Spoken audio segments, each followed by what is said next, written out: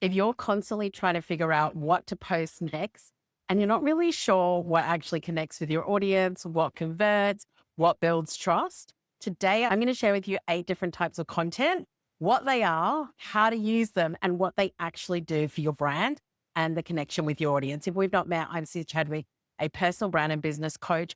I mainly work with women to help you get out of your own way so that you can build a brand that sells for you, which is exactly what we want to be doing. So I want to make this super practical. So I'm going to be showing you examples of where I've used this and also other people's content that I really loved that have used these formats and what it actually does for you as a business as well. So let's just dive straight in. The first one is carousel posts.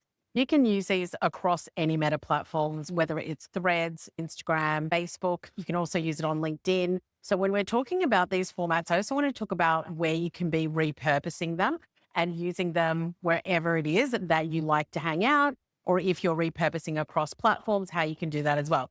So the first one is the carousel post. And I think the carousel builds trust because it allows you to go really deep. It allows you to go deep on the information that you want to share, your expertise, your knowledge.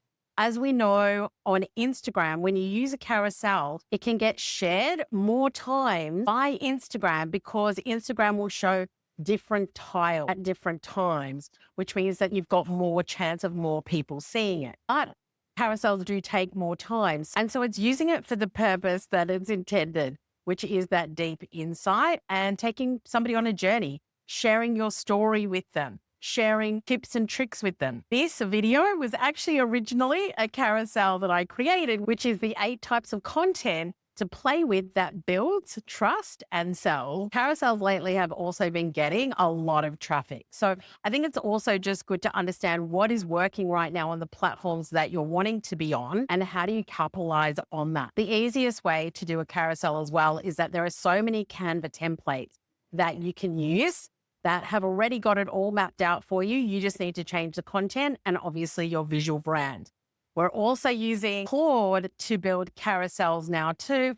I do think that when Claude builds a carousel, 9 times out of 10, you can tell that it's been built by AI.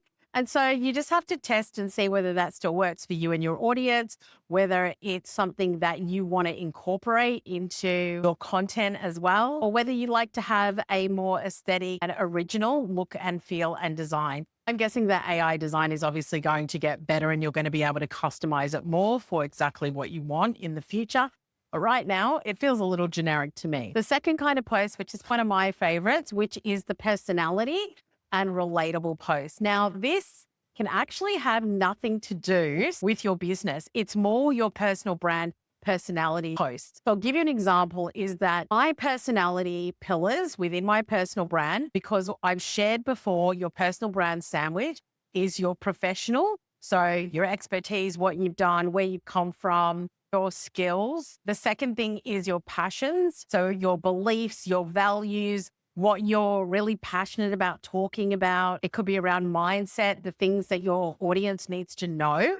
And then the third one is personality, which are things like, for me, I love 80s music. I love power ballads. If there is a show trending that I'm obsessed with, I will talk about that, or I will use the music from that. You could be sharing spicy opinions as well, or just insights into you. So one of the trends that I used recently was, I hate to admit it, but, and then I listed a whole lot of things that I love that may not be mainstream. And the reason that we do this is because it shows our personality. It shows who we are. And sometimes these can get the most views. And this is really about creating the opportunity for more people to see you, for more eyeballs to be on you. Obviously, it really does need to be brand aligned and personality aligned. But the way that I've seen this work really well is that I recently saw a business that showed every employee in their office and then paired it with whatever song reflected that person's personality, which I thought was hilarious. And they ended up doing 3 different series on it. So obviously it performed really well. But I'll tell you what happened as far as my behavior went is that I was like, what is this business? I went and I clicked on their socials and then I ended up going to the link in their bio to check out what they do, what their product was, etc. They were a health business. But the point is that it was the entertainment, it was the relatability, it was the fact that it had reached my eyeballs. And as a girlie who loves music, that's always going to catch my attention. But then it made me want to go and take a look at what the business was. And it also made me click through to their website.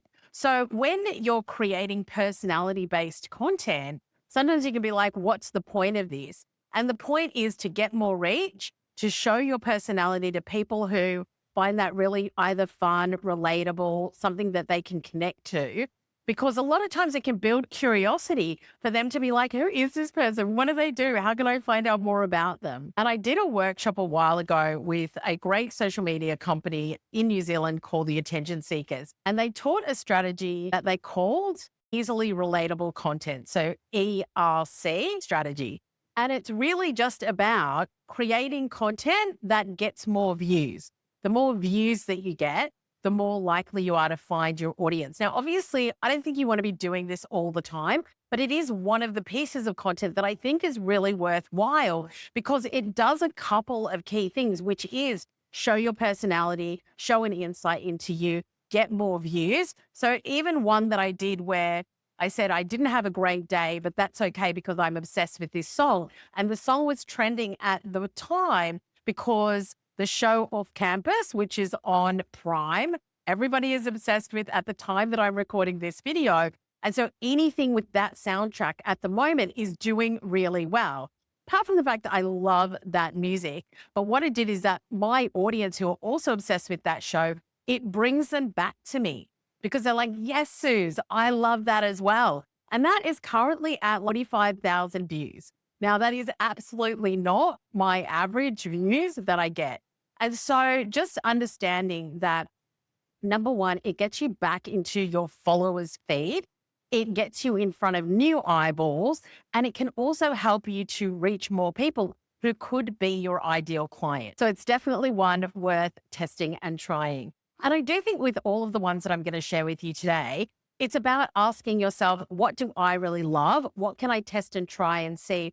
Does that fit for me? Does it work for me? What does it look like as far as metrics goes, connection goes as well? But I also think that it's cumulative, where when you use the different posts, it can give a different dimension to you, your expertise, who you are, and how people can work with you. The third one is commentary posts. Now, I really love this, and there are some people that do this really well.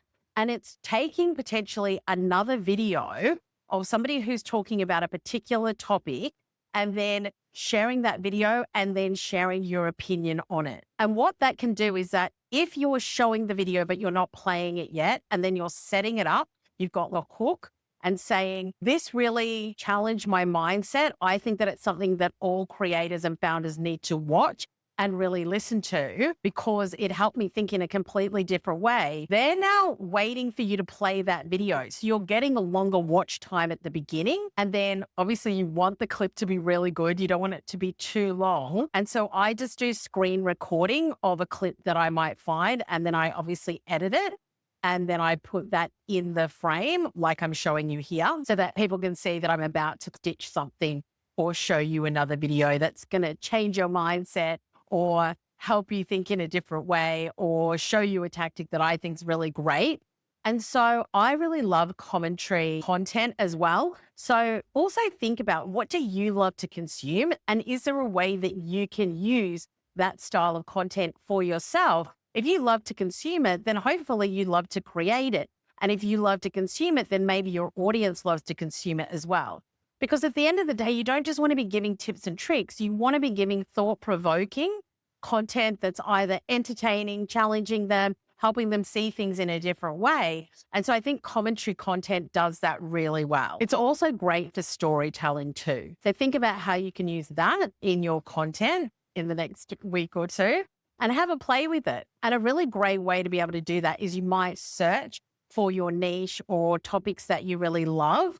And then you'll be able to go and do some research and find videos that you think fit what you talk about and would fit your audience. So sometimes when I see videos that I think would be great for my clients, I send it to them and I'm like, this would be a great commentary video for you because it's talking about what they talk about and they can put their own spin on it. The fourth type of post is a credibility post.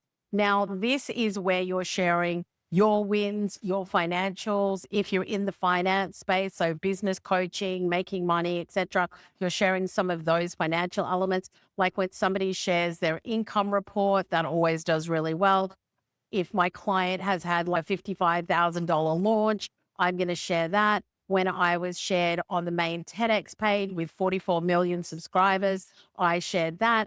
And once again, those posts do get above average views because people do want to see that either the success that you're having, the success that your clients are having, because it shows that whatever you're doing is working.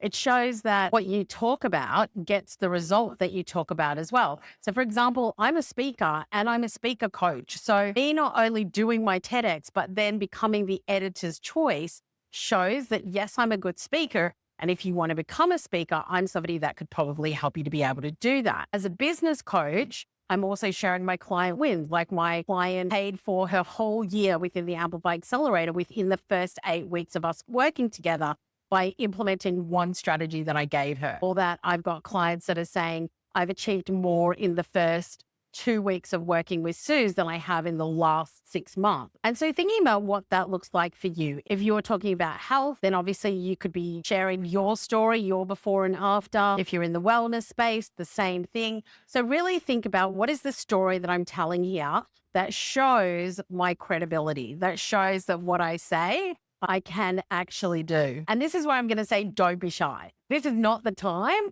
to be humble and shy. This is the opportunity for you to really share your wins and what clients can expect when they work with you as well. Because at the end of the day, we all need proof. And so being able to showcase that is just so much more engaging than sharing a still testimonial of something that a client said. And if you're going to do that, you need to do it in an engaging way. So you might want to do it as a B-roll reel. You might want to share the client's story that's going to help somebody see themselves or the opportunity for them if they come and work with you. The fifth piece of content that I really love is the weekly drop. Now, it doesn't have to be weekly, but it's where somebody does a photo dump. And so, for example, there might be like 10 images of what they've been up to. And a lot of times it's going to be a mix between work and play. It might be that I went out for breakfast with my clients and talking about the fact that I've been working with them for years. So we're mixing in a bit of credibility there as well. It could be that I went and got my hair done, or it could be me with my dog, or it could be me with a pile of books that I'm currently reading. And people are just really curious. They're really nosy as to what you've been up to, where you've been, what you've been doing, what you're reading, what's happening in your life.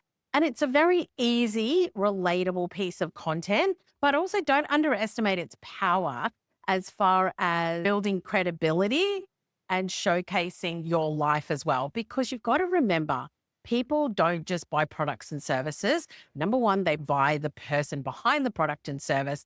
And two, they're buying the lifestyle that whatever you help them to do is potentially going to give them. So doing a photo dump can showcase the lifestyle and the opportunity that they might have if they work with you. So even when it doesn't feel business related, can I just reassure you that it is? The sixth piece of content is what I call the honest take. And so this is a really easy one, I think, is you can do a 6-second, 7-second B-roll clip. And can I just remind you that a B-roll can be anything. I was literally dishing up my breakfast the other day and I just recorded myself for 30 seconds and then I edited it down to 6 seconds. And I just try and do that whenever. And then I have all of this B-roll, which I reuse as well on my camera, just ready to go at any point in time. And so then this could be a opinion that you've got. It could be a spicy take. It could be a challenge that you're putting out to your audience to think in a certain way, to do a certain thing. It could be a you need to know this type of post. And so then what happens is that you're obviously going to get into the juicy details and the meat and bit of it in your caption. But once again, this is about beliefs. This is about your opinion. This is about your stand, your values. So This honest take is a reflection around really core elements of your brand. And I think that we underestimate the power of that because we want to buy from people who believe what we believe, who have values alignment, who challenge our thinking. And if you're not doing that, then you're missing a big opportunity as well. We're not looking for people that sound exactly like everybody else. We're looking for somebody who is different and unique and who says things where we're like, geez, yes, I love that. Or wow, that was challenging. That's what we want, I think. Let me know if you disagree with me. The seventh one is the talking head video, which we all know, and you either love it or hate it. Let's be honest. And I think that a lot of times talking head videos for a lot of people don't get the views. But one of the things that I hear from social media managers, marketing strategists when it comes to talking heads is that you may not get the reach and the views that you get on other pieces of content, but it converts because it's you sharing your expertise. It's you sharing your knowledge. Now, right now, yapping videos are obviously going off. Everybody's talking about the yap, and that's exactly what a talking head video is. And so one of the things I would say is that if you really struggle with this, then set your camera up and just practice. Just give yourself some questions and just talk about it and just get into the groove of it.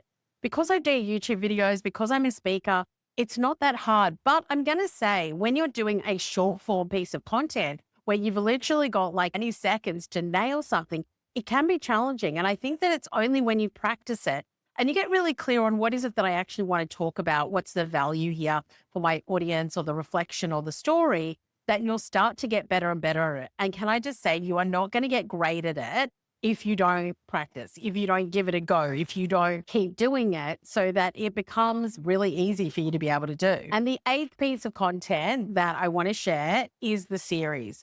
Now, I've tried this a few times. I think there are the people that absolutely nail this.